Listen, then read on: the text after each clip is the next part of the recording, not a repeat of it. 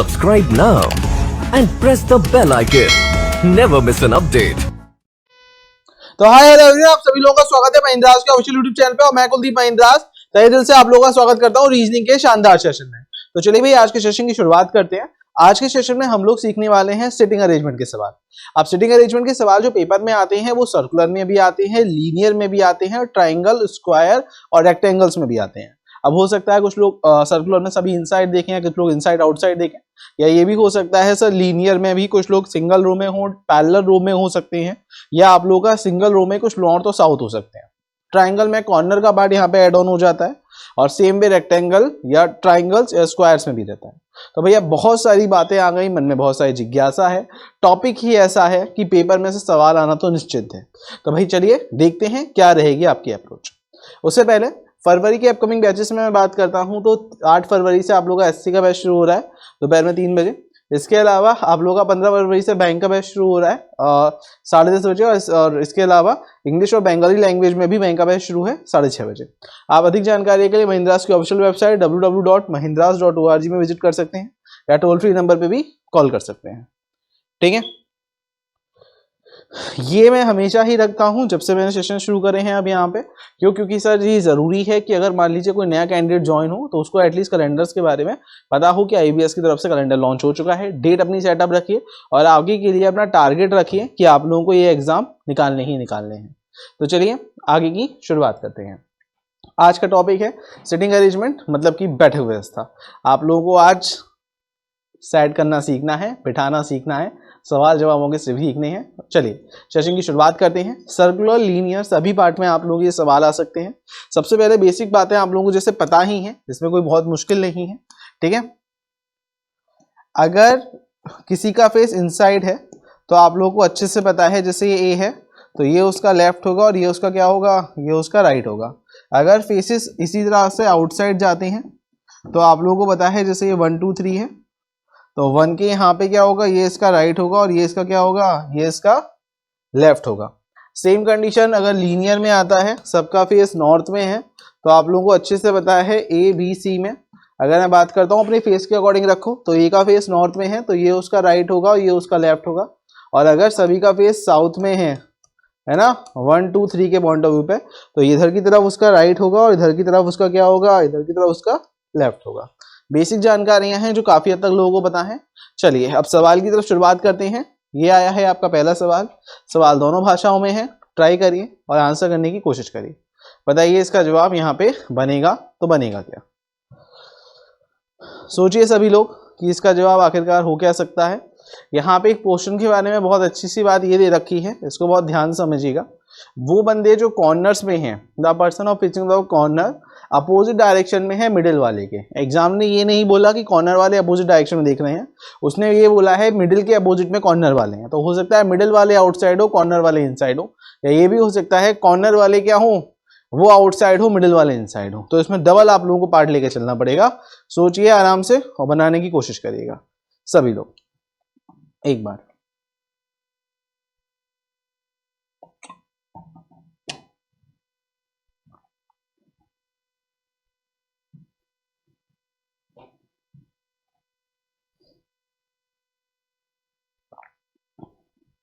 यहाँ पे बताइए बताइए सभी लोग सोचिए।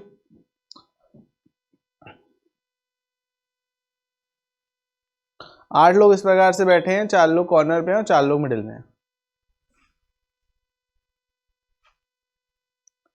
चलिए बहुत ज़्यादा समय नहीं लेते, सवाल को देख लेते हैं। ठीक है, क्योंकि बहुत सारा समय देने का मतलब है कि अभी उसके कैंडिडेट को भी थोड़ा समझने की ज़रूरत है जो अभी अभी नया है। सबसे पहले आप लोगों के सामने जो सवाल हैं वो कुछ इस प्रकार से है। किसी भी क्वेश्चन की ज़्यादा से ज़्यादा कितनी पॉसिबिलिटी लेनी है, 2।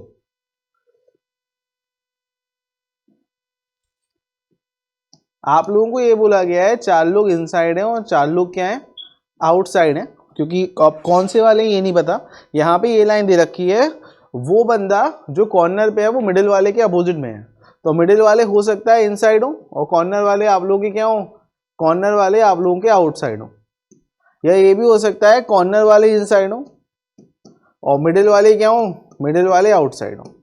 दोनों बातें हो सकती हैं कि मिडिल के अपोजिट में है कॉर्नर वाले। अब देखो यहाँ पर एक बात दे रखी है, फेसेस, सब लोग फेसेस से एक बात समझते हो, मैंने आप लोगों को उससे पहले भी एक बार बताई थी, अगर अपोजिट कुछ बोला है कि वो उसके अपोजिट में बैठा है, तो अपोजिट का मतलब होता है, हो सकता है एक इनसाइड है दूसरा आउटसाइड है ना, या दोनों आउटसाइड हो सकते हैं, या हो सकता है एक आउटसाइड हो एक इनसाइड हो, ये भी हो सकता है। लेकिन अगर फेसेस है तो बोथ आर सेंटर फेसिंग।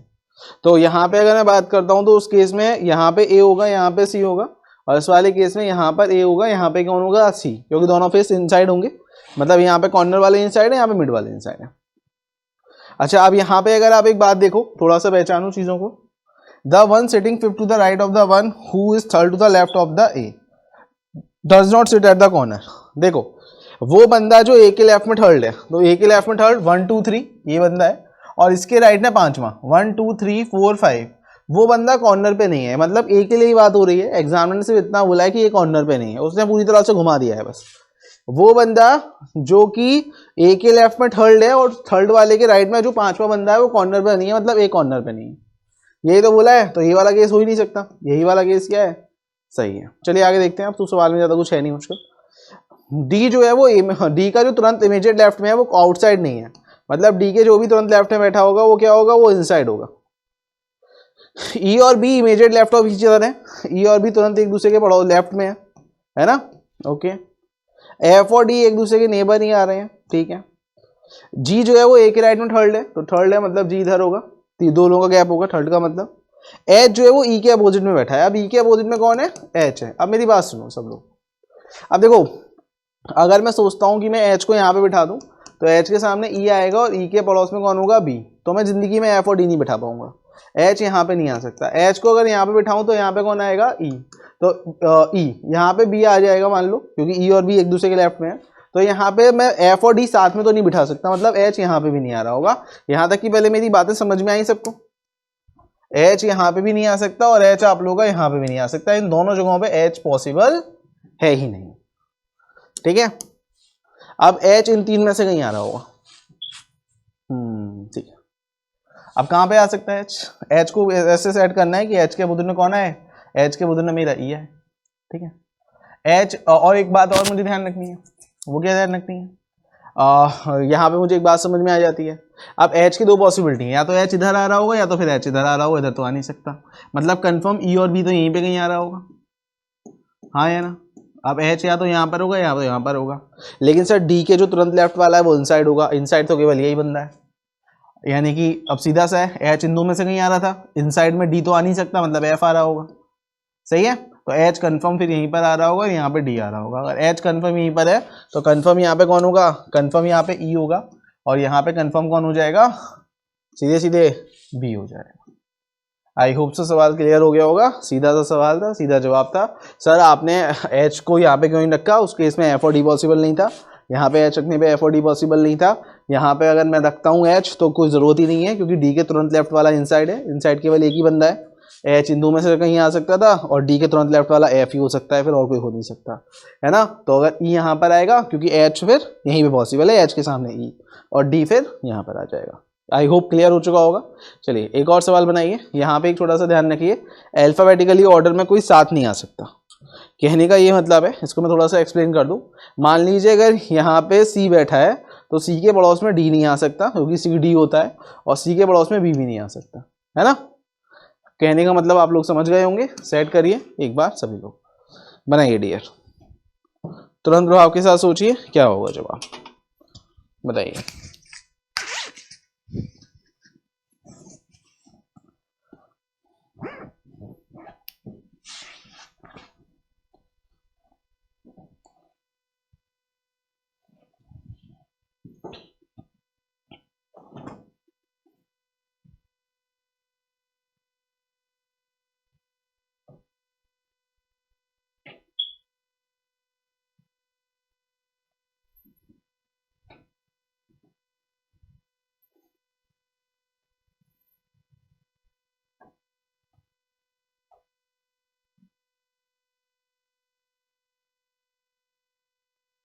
चार लोगों का इसमें बता रखा है, चार लोग नॉर्थ हैं और चार लोग क्या हैं, चार लोग साउथ हैं। ये वाली जानकारी बहुत साफ साफ पहले से ही मेंशन है, तो दिक्कत यहाँ पे होगी नहीं। 4 आर इनसाइड 4 आर आउटसाइड।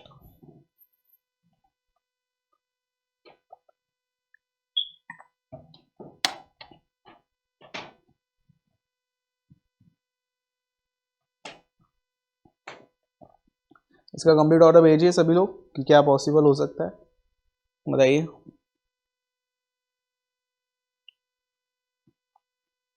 चलिए एक बार देखिएगा सभी लोग मेरे साथ में, मुश्किल नहीं है सवाल। 4 लोगों का फेस इनसाइड, वो 100 लोगों का फेस नॉर्थ में, 4 लोगों का फेस साउथ में, ये ऑलरेडी मेंशन है। 4 लोग क्या है साउथ फेसिंग है, और वाइल 4 लोग क्या है नॉर्थ फेसिंग है। कोई भी 2 पर्सन एडजस्टेंट जो है वो अल्फाबेटिकली ऑर्डर में साथ में, ये हो चुका है। सवाल तो असली बस यहाँ से यहाँ तक है।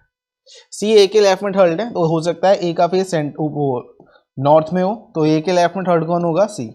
या ये भी हो सकता है ए का फेस साउथ में हो, तो ए के लेफ्ट में थर्ड कौन होगा सी। समझ में आ रहा है सबको?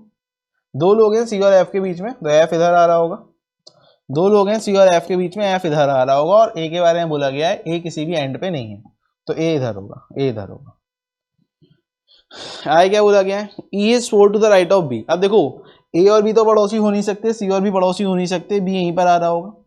और ई जो है वो बी के राइट में क्या है चौथा है, तो ई जो है वो बी के राइट में चौथा है, तो बी का फेस ऊपर होगा नॉर्थ में, और ई जो होगा चौथा है, मतलब 3 का गैप होगा।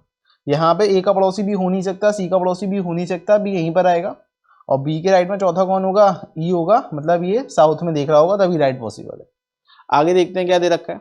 एच जो है वो डी के राइट में थर्ड है, डी ई का नेबर हो नहीं सकता, सी का नेबर हो नहीं सकता, तो डी यहीं पर आएगा। और कौन से नंबर पे है वो थर्ड है, मतलब 2 का गैप होगा, तो एच यहाँ पर आ रहा होगा। और इसके अलावा आप लोगों का एंड आता है फर्स्ट पर्सन के लिए, ध्यान रखिएगा। तो एच का फेस कहाँ पर होगा, एच का फेस आप लोगों का होगा साउथ में, ठीक है। चलिए इसके अलावा यहाँ पे सी तो डी आ नहीं सकता, डी यहीं पर आएगा। और डी के राइट में है ना, तो यहाँ पे तो डी का राइट साउथ हो जाएगा, यहाँ पे नॉर्थ हो जाएगा। डी के राइट में थर्ड कौन है एच है, और एच का फेस कहाँ है साउथ में। उसके बाद दे रखा है एच और जी सेम डायरेक्शन में है, तो जी यहीं पर आएगा, तो जी भी साउथ होगा। जी यहीं पे बचा है, और तो कहीं आ नहीं सकता, जी भी साउथ होगा, ठीक है। आगे क्या दे रखा है, एच के दोनों पड़ोसी सेम डायरेक्शन देख रहे हैं। अब देखो यहाँ पे साउथ में देखने वाले 3 हैं, एच के दोनों पड़ोसी को अगर मैं साउथ दिखा दूंगा तो साउथ में देखने वाले 5 लोग हो जाएंगे, मतलब ये लोग नॉर्थ होंगे, है ना। यहाँ पे साउथ में देखने वाले 4 लोग हैं, तो ये लोग क्या होंगे, ये लोग नॉर्थ होंगे, और ये भी क्या होगा फिर नॉर्थ होगा। यहाँ पे साउथ में देखने वाले 3 हैं, तो ये भी साउथ में देख रहा होगा। अब एफ का फेस तो लेकिन नॉर्थ बोला है, मतलब ये केस गलत है, यही वाला केस आपका क्या है सही है, ठीक है। तो D A E S C G B F ये राइट आंसर आ रहा है। आई होप क्लियर हो गया होगा, सीधा सवाल है, सीधा जवाब है, ज़्यादा टाइम लेने की जरूरत है नहीं। अब बहुत सारे लोगों को लगता होगा कि सर आपको तो बहुत प्रैक्टिस है इसलिए सवाल आप बना लेते हैं। डी है देखो धीमे धीमे आप रखोगे तो सारे सवाल बनने आपके शुरू हो जाएंगे, कोई बहुत मुश्किल नहीं आएगी। स्क्वायर का सवाल है, स्क्वायर और सर्कल में सिर्फ एक बात का अंतर है, बाकी सारा पैटर्न सेम है। स्क्वायर में कॉर्नर हो सकते हैं, सर्कल में आपके कॉर्नर हो नहीं सकते, सही बात है। चलिए एक बार बनाइए इसका जवाब क्या होगा, सोचिए सभी लोग, और बताइए इसका जवाब होगा तो होगा क्या, ट्राई करिएगा।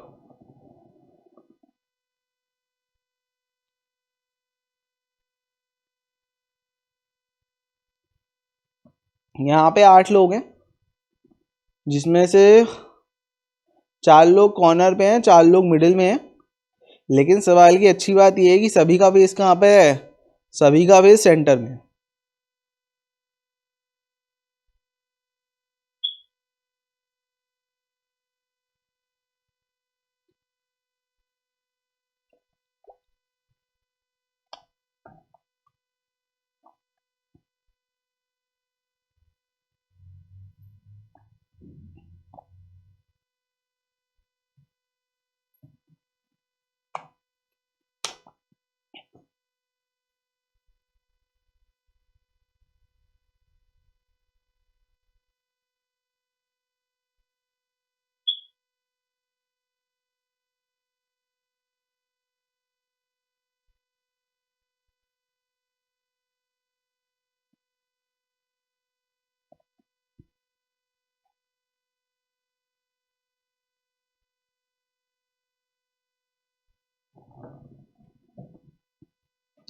ट्राई करिए सभी लोग, और ट्राई करने के बाद सभी लोग अपना अपना ऑर्डर भी भेजिएगा, ठीक है। एक बार सभी लोग ट्राई करिए।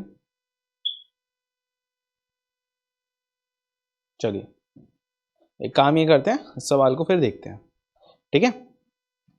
8 लोग हैं, जिसमें से स्क्वायर में है, 4 लोगों का फेस कहाँ पर है कॉर्नर पे, और 4 लोगों का फेस कहाँ है मिडिल ऑफ द टेबल है। और सभी लोग सेंटर में देख रहे हैं। ज़्यादा से ज़्यादा इस क्वेश्चन की कितनी पॉसिबिलिटी जाएंगी, ज़्यादा से ज़्यादा इस क्वेश्चन की 2 पॉसिबिलिटी ही जाएंगी, इससे ज़्यादा पॉसिबिलिटी को लेने की कोई ज़रूरत होती है, इस बात को ध्यान रखिएगा, ठीक है।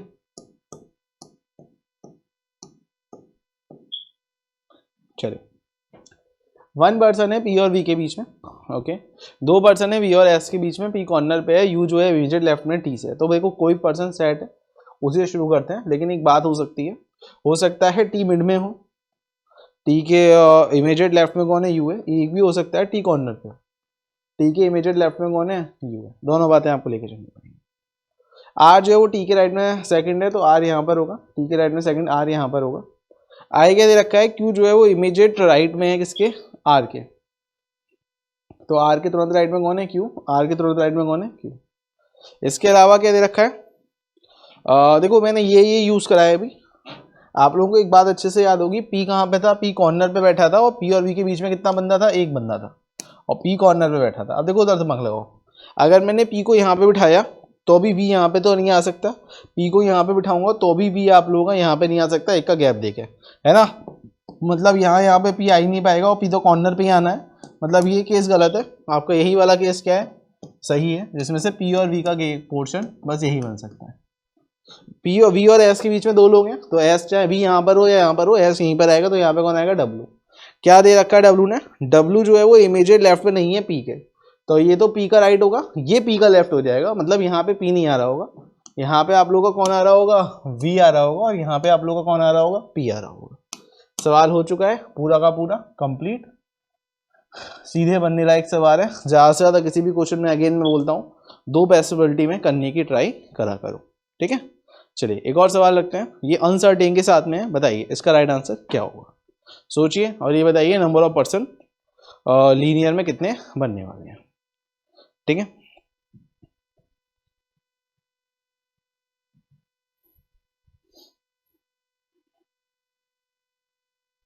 बताइए इसका राइट आंसर होगा तो होगा क्या, सोचिए सभी लोग क्या बनने वाला है।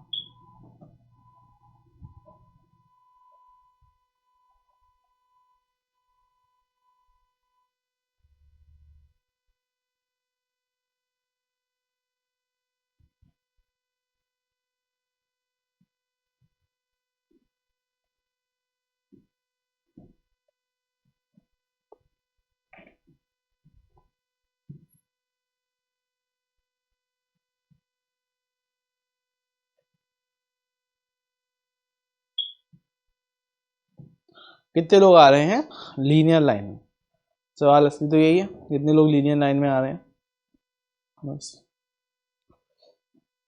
चलिए थोड़ी देर के लिए वीडियो पॉज करिएगा, एक बार मेरे साथ देखिएगा।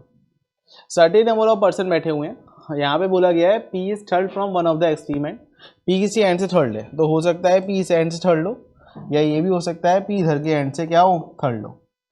अब लीनियर की सही अप्रोच क्या है, किसी को एंड के साथ में जो भी अगर दे रखा है मोस्टली तो एंड के साथ शुरू करिए, और इसकी एक सही अप्रोच ये भी होती है कि 5-5 का पेयर बनाते हुए चलिए, जितना आप लोग बना सकते हैं, ठीक है।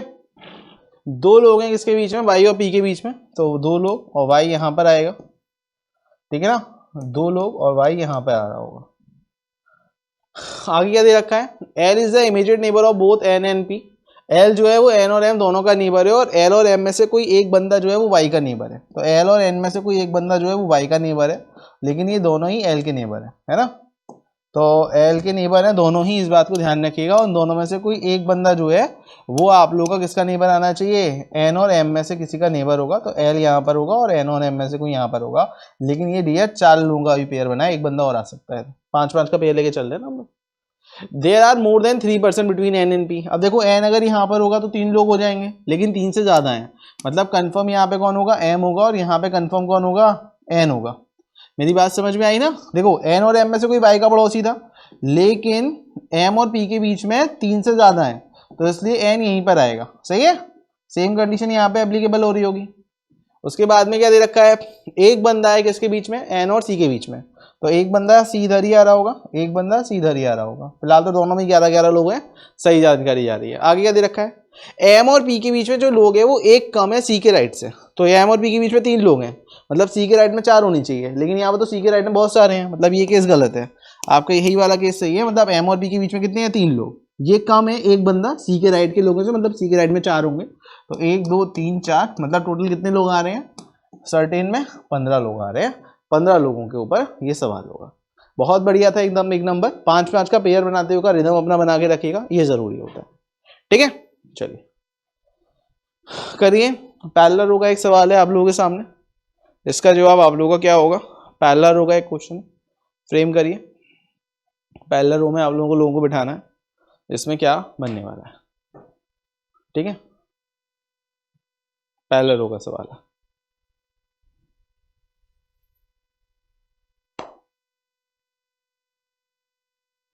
बताइए।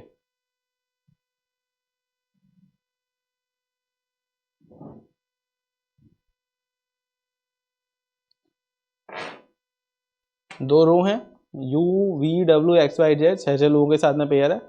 एक रो साउथ में देख रही है और एक रो नॉर्थ में आप लोगों की देख रही है। बनाइए, फ्रेम करिए, क्या होगा जो बताइएगा।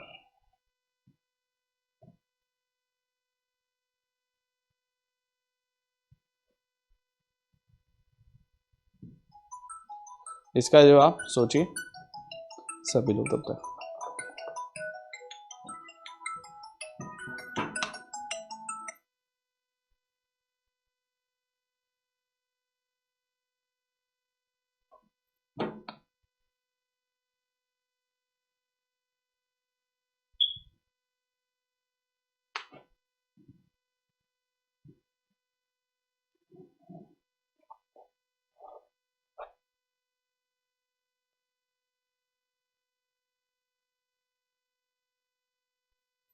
भाई कोई आंसर आंसर नहीं आया, तो दोनों लोग का अपने अपने कंप्लीट ऑर्डर भेजना है, बस आप लोगों को इतना करना है। बताइए क्या क्या आ रहा है ऑर्डर।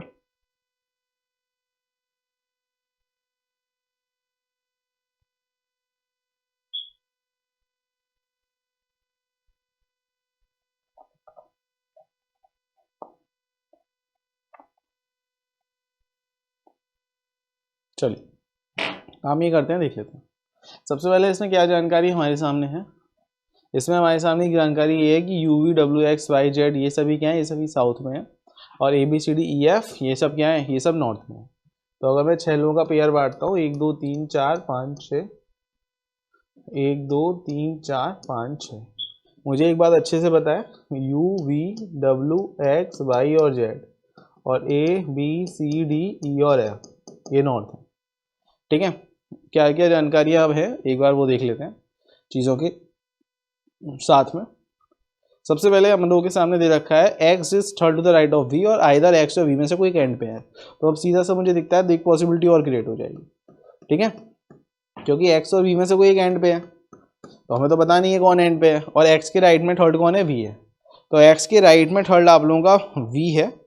तो देखो पर्सन के राइट में है ना, तो हो सकता है वी एंड पे हो। एक्स के राइट में थर्ड वी है, एक्स यहाँ पर होगा। पर्सन का फेस ऐसा है तो साउथ में राइट इधर होगा, तो एक्स के राइट में कौन है आप लोगों का, सॉरी इधर रखा है X third to the right of V, V के राइट में थर्ड कौन है, एक्स है। ऐसे करके होगा वी के राइट में थर्ड एक्स। या ये भी हो सकता है एक्स एंड पे बैठा हो तो वी यहाँ पर होगा। दो केस हो सकता है, दोनों ले लिए। ठीक है ना, चलो आगे देखते हैं। दो वो बंदा जिसका बेस वी के सामने है वो ई के राइट में सेकंड है, इसका बेस वी के साथ में है, ये ई के राइट में सेकंड होगा। ठीक है, इसका बेस वी के सामने तो ये ई के राइट में सेकंड होगा। आगे दे रखा है दो लोग हैं बी और एफ के बीच में, वो बी और एफ में से कोई भी एंड पे नहीं है। बी और एफ होगा तो साउथ में ही, कोई भी एंड पे नहीं है, मतलब यहाँ पे तो आ नहीं सकते बी और एफ। तो दो लोग तभी आ पाएंगे जब यहाँ पे पॉसिबल हो, लेकिन यहाँ पे तो ई बैठा है, मतलब ये वाला केस क्या है, गलत है। मेरा यही वाला केस क्या है, कंफर्म सही है। तो इसी में मुझे काम करना है। अब बी और एफ यहाँ पर ही कहीं होंगे, और तो कहीं आ नहीं सकते।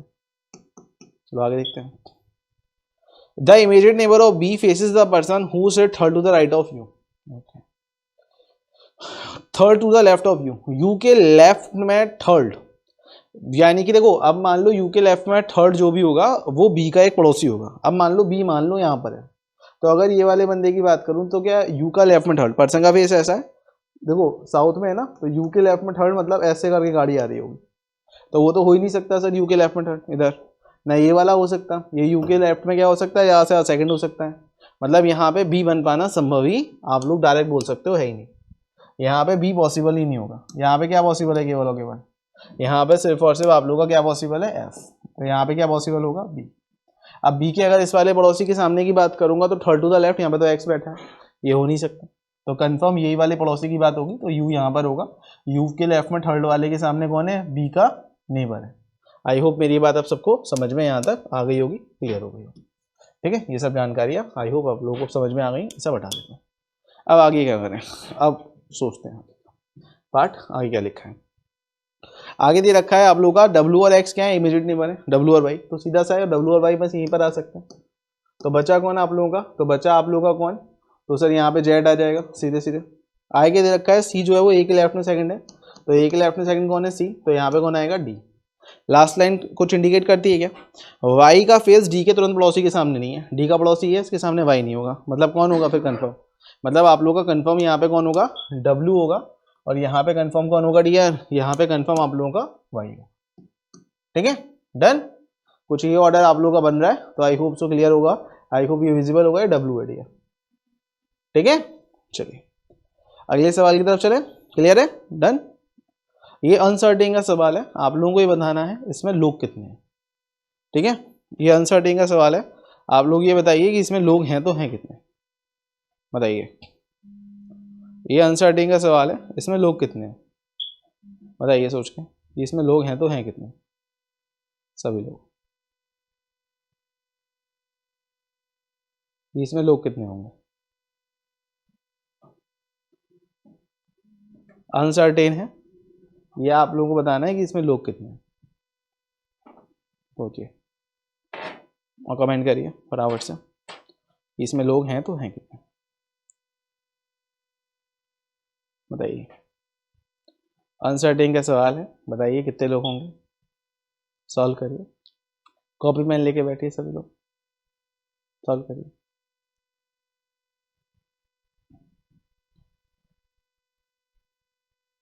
अब यहाँ पे अब देखो फटाफट से सोचो, एक बार वीडियो को पॉज करो, लगाओ दिमाग सभी लोग।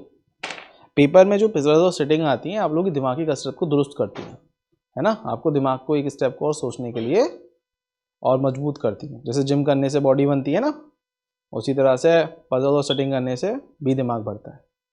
सही है, चलो ये काम ही करते हैं, देखते हैं।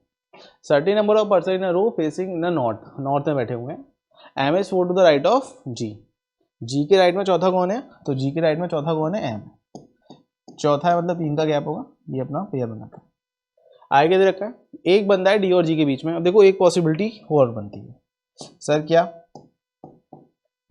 हो सकता है डी इधर हो, या ये भी हो सकता है डी इधर हो, डी और जी के बीच में एक पर्सन है, ये भी हो सकता है। आगे दे रखा है, आगे दे रखा है एम और पी के बीच में 3 लोग हैं, तो एम और पी के बीच में 3 लोग हैं, तो 1 2 3 पी इधर ही होगा, और तो कहीं हो नहीं सकता, 1 2 3 पी इधर ही होगा, दोनों ही केस में सेम जगह बैठे हैं। आगे दे रखा है, आगे उसके बाद दे रखा है जितने लोग डी और एम के बीच में उतने ही पी के राइट में है, तो यहाँ पे डी और एम के बीच में कितना बंदा है, एक बंदा है, तो पी के राइट में भी कितना होगा, एक होगा, है ना। यहाँ पे डी और एम के बीच में कितने हैं, 3 4 लोग हैं, तो पी के राइट में भी कितने होंगे आप लोगों के, 4 लोग होंगे, है ना। आई होप सो क्लियर होगा, 1 2 3 4 5, अच्छा 5 है, तो ये लीजिए 5 लोग होंगे, डन। आगे देख लेते हैं, आगे आप लोगों के सामने क्या दे रखा है, एक बंदा है ए और जी के बीच में। अब देखो इधर तो जगह हो नहीं सकती, इधर तो डी बैठा है, इधर आएगा, यहाँ पे इधर ए और जी के बीच में कितना बंदा है, एक बंदा है, तो फिर अब वो पर्सन इधर ही आ रहा होगा। मतलब फिलहाल तो गाड़ी सही जा रही है दोनों सवालों में, ठीक है, यहाँ तक कोई इसी को कोई दिक्कत नहीं होगी। चलिए आगे क्या दे रखा है, आगे दे रखा है आप लोगों के सामने जानकारी में, Q is third to the left of T, Q जो है वो टी के लेफ्ट में थर्ड है, और टी को और एंड आता है तो फर्स्ट पर्सन के लिए आता है, मतलब क्यू कहाँ पर है, ए के राइट में है, तो ए के राइट में तो क्यू कहीं पे भी हो सकता है, अभी तो कुछ जानकारी नहीं है तो उसे नोट कर लेते हैं। क्यू जो है वो टी के लेफ्ट में क्या है, थर्ड है, और इसके बारे में दे रखा है क्यू कहाँ पर है, ए के राइट में। आगे दे रखा है 6 लोग हैं ए और क्यू के बीच में, तो 3 और 3 6, मतलब क्यू आप लोगों का यहीं पर होगा। यहाँ पे ए और क्यू के बीच में 3 लोग हैं, 3 और 3 6, मतलब क्यू आप लोगों का यहीं पर होगा। अब मैं डायरेक्ट बोल सकता हूँ ये वाला केस गलत है सर, क्यों, क्योंकि क्यू कहाँ पे था, टी के लेफ्ट में थर्ड था, तो यहाँ पे टी का लेफ्ट में थर्ड बनाने की पॉसिबिलिटी नहीं है डियर, इसलिए ये वाला केस डायरेक्ट रूप से एलिमिनेट होता है। यही वाला केस आप लोगों का क्या होगा, सही होगा, और डायरेक्ट आप बोल सकते हो टी यहाँ पर आ रहा होगा। ठीक है, चलिए पजल में आपने देखा ये कुछ एक्स्ट्रा लाइन सी दे रखी होती हैं इवन देन, जैसे मान लीजिए यहाँ पे थी कि ए के राइट में कौन है क्यू है, तो उसकी कोई जरूरत नहीं थी, आप डायरेक्ट हिट कर सकते थे, कोई समस्या नहीं। टी और के जो है वो एक दूसरे के नेबर हैं। अब के यहाँ पे भी हो सकता है कि यहाँ पे भी हो सकता है, तो अभी नहीं बना सकते, बस इतना पता है टी और के यार नेबर्स। ठीक है, आई के दे रखा है। एस जो है वो थर्ड टू द लेफ्ट में किसके, के। अब देखो के थर्ड टू द लेफ्ट में मतलब दो लोगों का गैप होगा। अगर मैं के को यहाँ पे बनाता हूँ, दो लोगों का गैप, यहाँ पे दिक्कत आ जाएगी, सर पी बैठा है एस तो बैठ नहीं सकता, तो कंफर्म के यहाँ पर आएगा, दो लोगों का गैप, एस यहाँ पर आ रहा होगा। आई के दे रखा है, the number of the person sit to the right of K right में तो कोई हो नहीं सकता आप, क्यों, क्योंकि पी के लेफ्ट में बोला गया था, पी के राइट में उधर नहीं लोग हैं जितने इन दोनों के बीच में थे, डी और एम के, मतलब और तो आ नहीं सकते। तो जानकारी है कि के राइट में उतने ही है, मतलब कोई नहीं है, तो उतने ही डी के लेफ्ट में होंगे, तो डी के लेफ्ट में भी कोई नहीं होगा, मतलब डेटा आप लोगों के सामने आता है, कितने पर्सन होंगे, 16 लोग यहाँ पे बन रहे हैं सीधे सीधे रूप से। सीधा सवाल है, सीधा जवाब है, कोई दिक्कत है नहीं, सीधा रूप से बनने लायक सीधे रूप से सवाल है ना। चलिए तो अगले सवाल को देखते हैं। ये सभी पजल्स अच्छी हैं, एक बार आप ट्राई करिएगा, अगर मान लीजिए किसी पजल में भी अटके तो फिर से एक बार जरूर लगा के देखिएगा, ताकि आपका रिदम और प्रैक्टिस क्या हो थोड़ी बेहतर और बन जाए। सही है, अब यहाँ पे एक सर्कुलर में एक सवाल है, तो इस क्वेश्चन का सभी लोग क्या ले लीजिएगा, स्क्रीनशॉट ले लीजिएगा, मैं हट जा रहा हूँ, एक बार स्क्रीनशॉट बढ़िया सभी लोग ले लीजिएगा, ठीक है। और इसका आंसर सभी लोग मुझे कहाँ पे करेंगे, इसका आंसर सभी लोग मुझे करेंगे कहाँ पे, कमेंट बॉक्स में, जब क्लास ओवर हो जाएगी उसके बाद, ठीक है। डेली क्लास का आप लोगों का टाइम कितने बजे है, डेली क्लास का टाइम है आप लोगों का 9 बजे, बढ़िया से 9 बजे ज्वाइन कर जाया करो, रीजनिंग की क्लास शुरू हो जाती है, अच्छे से 9 बजे ज्वाइन कर लो, बढ़िया से अपनी प्रैक्टिस को बना के रखो, खूब मेहनत करोगे दिल से, काम हो जाएगा। डेली सुबह 9 बजे ज्वाइन करो, जितना हो सकता है उतना प्रैक्टिस करो, मॉक के सेशन स्टार्ट कर दो, जितना हो सकता है उतने मॉक लगाओ, ठीक है। इस टाइम प्रैक्टिस करो, बाकी टॉपिक वाइज आप लोगों के डाउट्स में धीमे धीमे करके क्लियर कर ही रहा हूँ, सब टाइप की पजल सेटिंग आप लोगों को यहाँ पे सेशंस में देखने को मिल जाएगी। तो बस इसी के साथ मैं अब अलविदा लूँगा और मिलते हैं आप लोगों के साथ में नेक्स्ट क्लास में, तब तक के लिए सबको टेक केयर। स्क्रीनशॉट दोबारा से ले लीजिए, क्वेश्चन जरूर अटेम्प्ट करिएगा, ठीक है। चलिए फिर मिलते हैं अगली क्लास में, तब तक के लिए धन्यवाद, thank you. Subscribe now and press the bell icon. Never miss an update.